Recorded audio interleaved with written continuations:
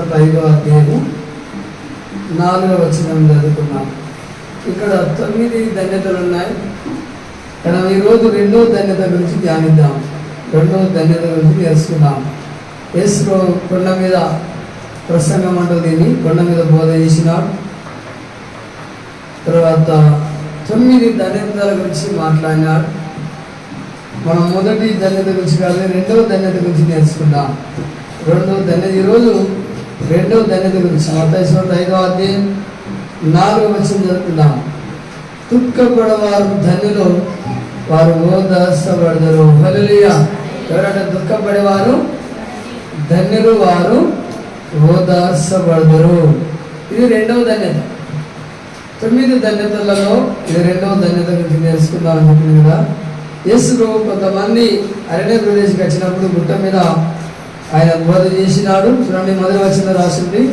ఆయన జనసమూహం చూసి కొండ ఎక్కి కూర్చుండగా ఆయన శిష్యులు ఆయన దగ్గర వచ్చారు. ఆయన శిష్యులు కూడా ఆయన దగ్గరికి వచ్చినట్టుగా రాయబడింది. అప్పుడు ఆయన నోరు తెరిచి ఈలాగా బోధింపసాగింది. ఆత్మ విషయమై దీనిలో వారు ధనులు, పరలోక రాజ్యం వారిదని ఈ విధంగా ఆయన బోధింపసాగినాడు.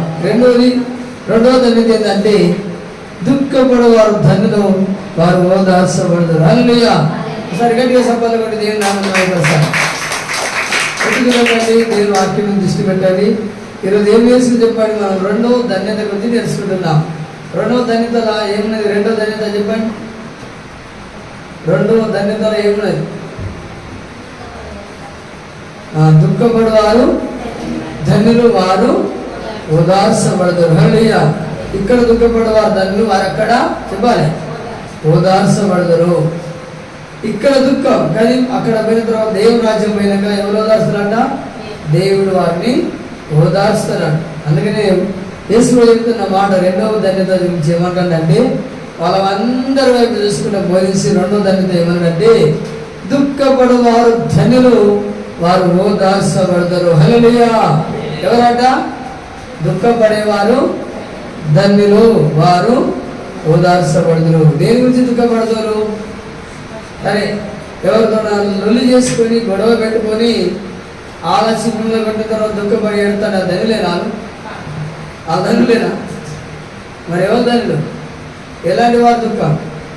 నువ్వు ఎవరిని ఏమనుకున్నా, నువ్వు ఎవరు జోలికి పోకున్నా, అట్టిగా నేను తిట్టిననుకో, అట్టిగా నేను బాధ పెట్టిననుకో, అట్టిగా నువ్వు దుఃఖపెడతాను, దుఃఖపడతాను, మీరు అప్పుడు ధన్యులు అవుతారు. హల్లెలూయా. ఏమంటాడు అక్కడ? దేవుని కొరకు దుఃఖపడేవారు ధన్యులు, దేవుని రాజ్యం కొరకు దుఃఖపడేవారు ధన్యులు, దేవుని రక్షణ కొరకు పశ్చాత్తాపడి ఏడ్చేవారు ధన్యులు. ఎవరు చెప్పండి?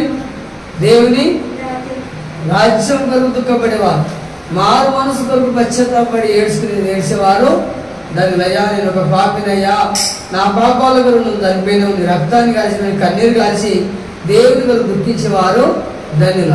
ఎవరు ధన్యులు చెప్పండి? ఈ లోకంలో వాళ్ళతో వీళ్ళతో గొడవ పెట్టుకుని దుఃఖపడేవారు ధన్యులు కాదు. అర్థమైందా?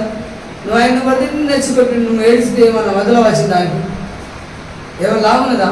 వాళ్ళు ధన్యులు కాదు. కానీ నువ్వు ఎవరిని ఏమనకుండా నిన్ను ఎవరు బాధ పెడతానో, నిన్ను ఎవరు ఏడిపిస్తానో అట్లా నువ్వు బాధపడితే నువ్వు ధన్యురాలు. హల్లెలూయా. అందుకని దుఃఖపడేవారు ధన్యులు, వారు ఓదార్చబడతారు అంటున్నారు. ఎవరట? వారు ఓదార్చబడతారు. ఇక్కడ దేవుని కొరకు తిట్లు తింటున్నావా, బాధపడుతున్నావా, వాళ్ళు నిన్ను ఇబ్బంది పెడుతున్నారా, శ్రమలు పెడుతున్నారా, మరి నువ్వు ఏడ్చేటట్టు చేస్తున్నారా, నువ్వు ఏడుస్తున్నావా దేవుని కొరకు, నువ్వు ధన్యురాలు. అది ఏమంటారు కానీ 2వ ధన్యతకు నేర్చి దుఃఖపడేవారు ధన్యురాలు. ఎవరు ధన్యులండి? దుఃఖపడేవారే ధన్యులు. దేని కొరకు దుఃఖపడేవారు? పాపాల కొరకు పశ్చాత్తాపడి దుఃఖపడేవారు. చేసిన తప్పు కొరకు, ప్రభా నా తప్పైంది, నన్ను క్షమించని ఏడ్చేవారు, నన్ను క్షమించని కన్నీరు కాల్చేవారు ధన్యులు, వారు ఓదార్చబడతారు. అందుకని దుఃఖపడేవారు ధన్యులు, వారు ఓదార్చబడతారు అని కూడా ఈ వాక్యం నేర్చుకుందాం. చూడండి, దుఃఖం గురించి నేర్చుకుందాం. మనం దుఃఖపడే వారి గురించి నేర్చుకుందాం. ఇవన్నీ పరిశుద్ధ గ్రంథం నుండి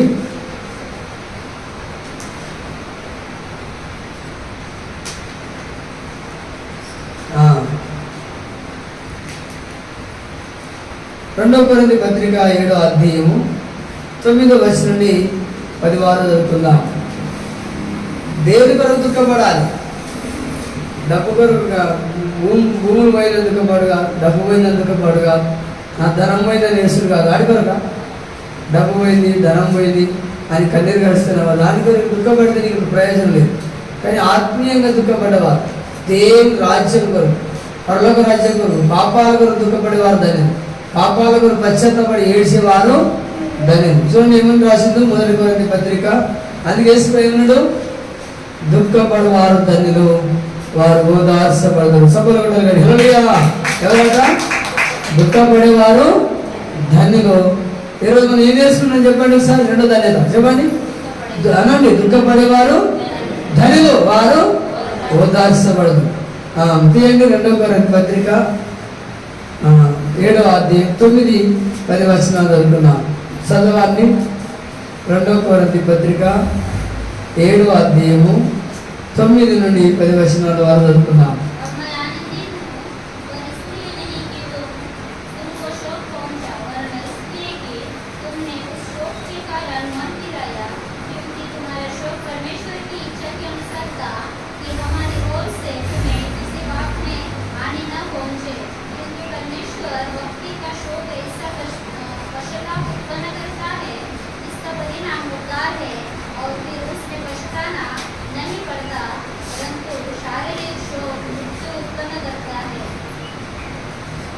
ఏమంటాడు, మీరు దుఃఖపడతారని సంతోషించడం లేదు, కానీ మీరు దుఃఖపడి మారు మనసు పొందుతారని ఇప్పుడు సంతోషించున్నాను. హల్లెలూయా. అంటే అట్టిగా దుఃఖపడితే నేనేం మీ గురించి సంతోషపడలే, కానీ ఇప్పుడు మీరు మారు మనసు పొంది దుఃఖపడతారని నేను సంతోషిస్తున్నాను. హల్లెలూయా. దేని గురించి దుఃఖపడాలట? కొరింథీ సంఘానికి పౌలు రాస్తున్నాడు, మీరు ముందు దుఃఖపడ్డందుకు మీరు సంతోషపడలేదు, కానీ ఇప్పుడు ఏమంటున్నాడు, మీరు దుఃఖపడి మారు మనసు పొందిన ఇప్పుడు నేను సంతోషిస్తున్నాను. హల్లెలూయా. ఎందుకు దుఃఖపడాలట? మారు మనసు కొరకు, రక్షణ కొరకు దుఃఖపడాలి. దేని కొరకు? మారు మనసు కొరకు. దుఃఖం ఎప్పుడు వస్తుంది? మారు మనసు పొందినప్పుడే నీకు దుఃఖం అవుతుంది. దుఃఖం వచ్చినప్పుడు నీకు ఏమవుతుంది? మారు మనసు కూడా నీకు వస్తా ఉంటుంది. అందుకనే మరి మారు మనసు కొరకు దుఃఖపడాలి. దేని కొరకు? నువ్వు ఎందుకు ఏడవాలి? నీ కొడుకు మారు మనసు కొరకు నువ్వు ఏడవాలి, నీ భార్య మారు మనసు కొరకు నువ్వు ఏడవాలి, నీ భర్త మారు మనసు కొరకు ఏడవాలి. అయ్యా నా భర్తను మార్చాలి ఏడు, నా కొడుకుని మార్చాలి ఏడు, నా కోడలు మార్చాలి ఏడు, దాని గురించి ఏడు. కానీ నాకు డబ్బు కావాలని ఏడితే, నాకు ధనం కావాలి, నాకు భూములు కావాలి, నా జాబులు ఏడిసిన అనుకో, దాని గురించి అయితే ఏం లాభం కూడా లేదంటున్నాను. దేని కొరకు ఏడవాలి చెప్పాలి? దేని గురించి ఏడవాలంట? నీ భర్త మారు మనసు, నీ కొడుకు మారు మనసు, నీ కోడలు మారు మనసు, రక్షణ కొరకు ఏడవాలి. అందుకే ఇక్కడ ఏమంటాడు, ఈ సంఘానికి రాస్తున్నాడు పౌలు గారు, మీరు దుఃఖపడితే సంతోషించడం లేదు, కానీ మీరు దుఃఖపడి మారు మనసు పొందితే కనుక ఇప్పుడు నేను సంతోషిస్తున్నాను. హల్లెలూయా. ఏం చేయాలట? దుఃఖపడి ఏం చేయాలంట? మారు మనసు పొందాలి. నీ దుఃఖము దేనికి ఉండాలంటే నువ్వు మారడానికి దుఃఖపడాలి. హల్లెలూయా. చేంజ్ కావడానికి, మారు మనసు పొందడానికి నువ్వు ఏడవాలి. ఎందుకు ఏడవాలి చెప్పండి? నువ్వు పశ్చాత్తాపడడానికి గురించి ఏడవాలి. దేనికి ఏడవాలి? నా డబ్బు పోయింది నేర్చుడు, నా ధనం పోయింది నేర్చుడు కాదు, నా భూమి దాగిపోయింది నేర్చుడు కాదు. దేనికి ఏడవాలట? నీ మారు మనసు కొరకు నువ్వు ఏడవాలి, పశ్చాత్తాపడాలి, మారు మనసు గురించే నువ్వు ఏడవాలి. ఇక్కడ అందుకే అంటున్నాడు, మీరు దుఃఖపడితే సంతోషం లేదు, కానీ మీరు దుఃఖపడి మారు మనసు పొందితే కనుక ఇప్పుడు నేను సంతోషిస్తున్నాను. హల్లెలూయా. సంఘం మొదటి దుఃఖం గురించి ఆయన బాధ సంతోషపడలే, కానీ రెండో దుఃఖం గురించి సంతోషపడుతున్నారు. దుఃఖపడేవాడు ఏమైనా సంఘం మారు మనసు పొందిందా? దేవుడు నీ దుఃఖం ఏది కావాలి? మారు మనసు గురించి నువ్వు ఏడవాలి, రక్షణ కొరకే నువ్వు ఏడవాలి, పరలోక రాజ్యం కావాలని ఏడవాలి. నేను ఒక్కనిగా నా కుటుంబం రక్షణ పడాలి ప్రభా, నా పిల్లలందరూ నీ బిడ్డలు కావాలి, వాళ్ళ నరకానికి పోవాలని ఏడవాలి. దేని గురించి ఏడవాలి? నరకానికి వెళ్ళకూడదని వేసి ప్రార్థన చేయాలి. అందుకని ఇక్కడ అంటున్నాడు, మరి చూడండి, మీరు నష్టం పొందుటకై దైవ సిద్ధానుసారంగా దుఃఖపడుతుంది. దేనికి దుఃఖపడాలి? దేవుని, నీ దుఃఖం అనేది దేవుని సిద్ధానుసారంగా ఉండాలి. చెప్పండి, నీ దుఃఖం అనేది ఎట్లుండాలి? దేవుని ఇష్టానుసారంగా నువ్వు ఏడవాలి, దేవుని ఇష్టానుసారంగా నువ్వు దుఃఖపడాలి. కొందరు ఏం చేస్తున్నాడు? వాళ్ళని కొడుకులా చాలా ఏడతాడు, దానికి ఏం ప్రయోజనం ఉంటుందా? పక్క వాళ్ళని బాగా తిడతారు, వీళ్ళు వచ్చి బాగా ఏడతారు, దానికి ఏమైనా లాభం ఉంటుందా? ఆ దుఃఖం నువ్వు ఎంత ఏడ్చినా నీకు దేవుడు సాయము చేయడు. కాబట్టి విన్నారా, నువ్వు ఏడుపు కూడా ఏడ్చేది కూడా దేవుని చిత్తానుసారం ఏడవాలి. ఎందుకు ఏడవాలి చెప్పండి? నీ ఏడుపు కూడా దేవునికి నచ్చాలి. ఎవరు నచ్చాలి? దేవునికి నచ్చాలి నీ ఏడుపు కూడా. చూడండి 9వ వచనం 10వ వచనం, దైవ చిత్తానుసారమైన దుఃఖము రక్షణార్థమైన మారు మనసు కలగజేయు. హల్లెలూయా. దేవుని చిత్తానుసారం నువ్వు ఏడుతినట ఏ కలగజేస్తుందట? అది మారు మనసు కలగజేస్తుందట, రక్షణ కలగజేస్తుందట. హల్లెలూయా. ఏ చిత్తానుసారంగా? దైవ చిత్తానుసారంగా ఏడుపు మారు మనసు కలగజేస్తుంది. నీ పాపాల కొరకు ఏడు, నువ్వు చేసిన తప్పుల కొరకు ఏడు. అయ్యా నా తప్పు అయిపోయింది, పలాని గల్తీ చేసిన, పలాని మాటలో నేను తప్పిపోయినా అని కన్నీరు కాదు, పశ్చాత్తాపడు, ఏడు దేవుని దగ్గర. నువ్వు ఎంత ఏడుతంత మంచి. నీ కొడుకు పాపంలో పడిపోయినా నువ్వు ఏడు, నీ భార్య పాపం పడిపోయినా నువ్వు ఏడు, పశ్చాత్తాపడు. దేవా నా భర్తకు మారు మనిషి, నా కొడుకు మారు మనిషి అని కన్నీరు కాదు, దానికి నీకు ఫలితం ఉంటుంది. అదే ఇది దేవుని చిత్తానుసారమైన దుఃఖం. అలాగే ఏమంటారు చెప్పండి? ఏ సేవను? దుఃఖపడవారు ధన్యులు. చెప్పండి గట్టిగా, వారు ఓదార్చబడతారు. ఎవరంట చెప్పండి అక్క? దుఃఖపడేవారు ధన్యులు, వారు ఓదార్చబడతారు. దేనికి దుఃఖపడేవారు మరి చెప్పండి? భూమి కావాలి, డబ్బు కావాలి, ధనం కావాలని దుఃఖపడేవారా? నా ఆస్తి పోయిన దుఃఖపడేవారు. దేని కొరకు చెప్పాలి? రక్షణ కొరకు దుఃఖపడేవారు, మారు మనసు కొరకు దుఃఖపడేవారు, పాపాల కొరకు దుఃఖపడేవారు. అయ్యా పలాని గల్తీ చేసిన, పలాని పొరపాటు చేసిన, తప్పైంది అని పశ్చాత్తాపడి ఏడ్చేవారు. అందుకే దేవుని దైవ చిత్తానుసారమైన దుఃఖం ఏమని చెప్పండి ఒకసారి? అది మారు మనసు కలగజేస్తుంది. హల్లెలూయా. రక్షణ కలగజేస్తుంది. ఏం కలగజేస్తుంది చెప్పండి గట్టిగా? మారు మనసు దుఃఖం, దైవ చిత్తానుసారమైన దుఃఖము రక్షణార్థమైన మారు మనసు కలగజేయును. హల్లెలూయా. మారు మనసు నీకు రక్షణ కలగజేస్తుంది. దైవ చిత్తానుసారంగా నువ్వు ఏడవాలి. ఏ చిత్తానుసారంగా ఏడవాలి? దేవుని చిత్త ప్రకారంగా నువ్వు కన్నీరు. దేవుని చిత్తం ఏది? పాపాలు ఒప్పుకొని పశ్చాత్తాపడడం దేవుని చిత్తం, వాటిని విడిచిపెట్టడం దేవుని చిత్తం. కొందరు ఎవరు తెలుసా? ఎంత తప్పు చేసినా దేవుని మందిరంగా ప్రాణమైన ఒప్పుకోరు. మేము ఒప్పుకుంటామా, మేము పశ్చాత్తాపడతామా అని వాళ్ళు ప్రాణం పైన కూడా వాళ్ళు ఒప్పుకోరు. అట్లా ఉండకూడదు. కానీ ప్రతిదానికి కూడా దేవుని దగ్గర అయ్యా చిన్న మూట పొరపాటు తగిన, అయ్యా నీ మాటలు తగ్గిపోయినను, సూపులు తగ్గిపోయినను, నడకలు తగ్గిపోయిన తండ్రి నువ్వు క్షమించయ్యా అని నువ్వు కన్నీరు కాసే వారికి ఉండాలి, దుఃఖపడే వారికి ఉండాలి, నీ పాపాల కొరకు పశ్చాత్తాపడే వారికి ఉండాలి. దేని గురించి ఏడవాలి? నువ్వు చేసిన తప్పు కొరకు నువ్వు పశ్చాత్తాపడాలి, నువ్వు ఏడవాలి, కన్నీరు కావాలి. అయ్యా పలాని తప్పు చేసినయ్యా, పలాని మాటలో తగ్గిపోయినా, పలాని సూపులో తగ్గిపోయినా, పలాని వ్యక్తిని ఇట్లా మాట గాయపరిచే మాట అన్నా, నా తప్పైంది అని నువ్వు దేవుడి చిత్తానుసారంగా దుఃఖపడాలి. దేవుడి చిత్తానుసారంగా దేవుడు ఏమన్నాడు? దుఃఖపడేవారు చెప్పండి, దుఃఖపడేవారు ధన్యులు, వారు ఓదార్చబడతారు. సపోజ్ ఏ దుఃఖపడాలి? ఎట్లుండాలి దుఃఖం? నువ్వు ఏడ్చేది కూడా దేవుని చెప్పండి, ఏడ్చుడు కూడా దేవుని చిత్తానుసారంగా ఉండాలి.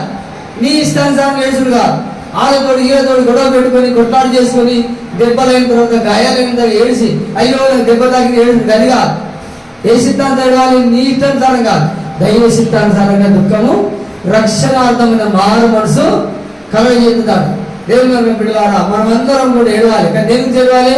మన పాపాల కొరకు ఏడవాలి, రక్షణ కొరకు ఏడవాలి, మారు మనసు కొరకు ఏడవాలి, మనం పశ్చాత్తాపడాలి, దేవుని దగ్గర కన్నీరు కూడా గడవాలి. అందుకని దైవ చిత్తానుసారమైన దుఃఖము రక్షణార్థమైన మారు మనసు కలగజేయాలంటున్నాడు. ఈ మారు మనసే దుఃఖమును కొట్టేసి. మారు మనసు లేని మనకి దుఃఖం రాదు, దుఃఖం లేనివాడికి మారు మనసు రాదు. వినండి చెప్పాలి గట్టిగా, మారు మనసు లేనివాడికి ఏమో దుఃఖం రాదు, దుఃఖం లేనివాడికి మారు మనసు కూడా రాదు. దుఃఖం రావడానికి ఏమవుతుంది? మారు మనసు వస్తుంది, చేంజ్ అవుతుంది, ఏడుచుడు రాదు. మారు మనసు లేనివాడికి ఏడవలి ఏడవడు. వాడు ఆడు ఎన్ని తప్పులు చేసినా రైట్గా ఉంటాడు, మంచిగా ఉంటాడు. ఆడు కన్నీరు కాలోనే కాడు, చేయనట్టే ఉంటాడు. ఆడు ఏం లేనోడు? మారు మనసు లేనోడు. అందుకనే దుఃఖం వచ్చినోడే మారు మనసు పొందుతాడు. హల్లెలూయా. దుఃఖపడ్డోడు ఏమవుతాడు? పశ్చాత్తాపడ్డోడే దుఃఖపడ్డోడే మారు మనసు పొందుతాడు. మారు మనసు పొందినోడే దుఃఖపడతా ఉన్నాడు. కింద చూడండి, చూడండి ఏమంటాడు? ఈ మారు మనసు దుఃఖం పుట్టించదు. అయితే ఈ లోక సంబంధమైన దుఃఖం మాట మరణం కలగదు. వినండి, ఈ లోక సంబంధమైన దుఃఖము రెండు రకాలది. దేవుని సంబంధమైన దుఃఖము, లోక సంబంధమైన దుఃఖం. దైవ చిత్తానుసారమైన దుఃఖం ఏమో నీకు మారు మనసు రక్షణ కలగజేస్తుంది. ఈ లోక సంబంధం దుఃఖం చెప్పండి, నీకు అది మారు మనసు కలగజేయదు. లోక సంబంధ దుఃఖం అంటే ఏమి? నా రక్షణ, నా డబ్బు పోయినాయి, బంగారం పోయింది, ఏంటి పోయింది, నా ఆస్తులు పోయినాయి, నాకు బాధలు పోయినాయి, లోక సంబంధ దుఃఖం. చూడండి, లోక సంబంధంగా లోతు భార్య ఏడిసింది, ఏడలేదా? ఏమని? అయ్యో నా ఆస్తు పోయింది, నా డబ్బు పోయింది, నా బంగారం పోతా, నా ఇల్లు పోతా అని ఏడిసింది. ఆమె మారు మనసు వచ్చిందా? చెప్పండి, ఆమె రక్షణ దొరికిందా? ఆమెకు ఏ కలగజేసిందట? మరణం కలగజేసింది. అంటే ఈ లోక సంబంధమైన ఏడుపు, లోక సంబంధమైన దుఃఖము నీకు రక్షణ కలగజేయదు, కానీ నీకు నష్టం కలగజేస్తుంది. చూడండి, ఇక్కడ రాసినది ఈ లోక సంబంధ దుఃఖం మాట మరణం కలగజేస్తుందట. వినండక్క, ఈ లోక సంబంధమైన దుఃఖం చెప్పండి ఏ కలగజేస్తుంది? మరణము కలగజేస్తుంది. దైవ సిద్ధాసారమైన దుఃఖం ఏమో నీకు మారు మనసు కలగజేస్తుంది, నీకు రక్షణ కలగజేస్తుంది. అందుకని నువ్వు ఏ రకంగా ఏడుస్తున్నావు? ఈ లోక సంబంధంగా నువ్వు ఏడుస్తున్నావా? నా ఆస్తులు పోయినాయి, నా డబ్బు పోయింది, నా భూములు పోయినాయి, నా జాగలు పోయినాయి, నా చుట్టాలు పోయి, నా బాధలు పోయి మంచిగా ఏడుస్తున్నావా? ఆ దుఃఖము నీకు రక్షణ కలగజేది. ఏం చేస్తుంది? నీకు మరణం కలగజేస్తుంది. ఈ లోక సంబంధమైన దుఃఖము ఏం చేస్తుంది? అయ్యో దేవుని నమ్మకం ముందు చూడండి, ఇశ్రాయేలు ప్రజలు ఐగుప్తు దేశం ఉన్నప్పుడు మా కాకరకాయలు లేవు, మా కూరగాయలు పోయినాయి, మా కాకరకాయలు పోయినాయి, మాకు మంచి అన్నం దొరుకుతుంది ఏడ్చిందా? ఏం ఏడ్చిండు? మాకు మంచి భోజనం దొరకలేవు, మోసే మాకు నీళ్ళు దొరకలేవు, మాకు కాకరకాయలు దొరకలేవు, ఉల్లిగడ్డలు దొరుకుతామని ఏడ్చింది. దేనికి? ఈ లోక సంబంధమైన ఆహారం కొరకు వాడు ఏడ్చింది. కానీ దైవ సంబంధమైన చిత్తం కొరకు ఏడ్చింది వాళ్ళు, కానీ వాళ్ళకు రక్షణ దొరికిందా? అందుకని ఈ లోక సంబంధమైన దుఃఖం అట మరణాన్ని కలగజేస్తుందా? ఏం కలగజేస్తుంది? కనుక దైవ సంబంధమైన దుఃఖమేమో, దేవుని చిత్తానుసారమైన దుఃఖమేమో నీకు మారు మనసు కలగజేస్తుంది, పశ్చాత్తాపం కలగజేస్తుంది, నీకు రక్షణ కూడా కలగజేస్తుందని చూస్తున్నావు దేవుడు. అందుకని దేవుడు అన్నాడు ఒక మాట చెప్పండి, పండుగ ఏమన్నా రెండో మాట, రెండో దాన్ని చెప్పండి, దుఃఖపడేవారు ధనులు, వారక్కడ ఓదార్స పడుతున్నారు చెప్పినారు. చూడండి దేవురా, మరి ఒక మాట మీరు చూపడు, ఒక వ్యక్తి దుఃఖపడడు, మరి ఈ లోక సంబంధ దుఃఖము మరణానికి దారితీస్తుంది. మీరు దేవుని చిత్త ప్రకారంగా పొందిన దుఃఖము ఎట్టి జాగ్రత్తను, ఎట్టి దోషం నివారణమైన ప్రతిదండమైన, ఎట్టి నిద్రమైన, ఎట్టి భయము, ఎట్టి అభిలాష, ఆసక్తి మీలో పుట్టించిన చూడండి. ఈ కార్యం గురించి సమస్త విషయంలో మీరే నిర్దోషులైనారని రుజువు చేస్తున్నది. కనుక దేవురా, మనం దైవ చిత్తానుసారంగా దుఃఖపడాలి, కానీ ఈ లోక సంబంధంగా మనం ఏడవకూడదు, ఈ లోక సంబంధంగా మనం దుఃఖపడకూడదని కూడా నేర్చుకుంటాం.